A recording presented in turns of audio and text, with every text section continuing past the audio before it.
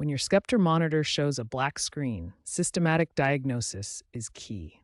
We'll walk through 4 essential steps to identify the most common causes. Step 1. Check the power LED indicator.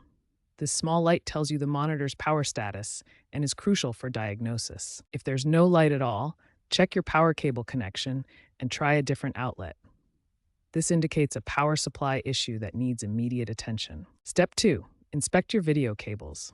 Damaged or loose connections are among the most common causes of black screen issues. Look for bent pins, damaged connectors, or loose connections. Test with different cables to rule out cable failure as the cause of your black screen. Step 3. Cycle through input sources. Your monitor may be set to the wrong input, causing it to appear black even when receiving power.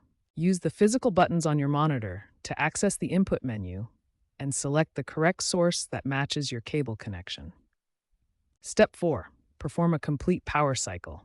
This resets the monitor's internal systems and can resolve temporary glitches. This power cycle clears temporary memory and resets internal components. These 4 diagnostic steps address the most common causes of Sceptre monitor black screens and should resolve basic power and connection issues. When basic troubleshooting steps don't resolve your Sceptre monitor's black screen, it's time for advanced diagnostic techniques. The flashlight test is a crucial diagnostic tool.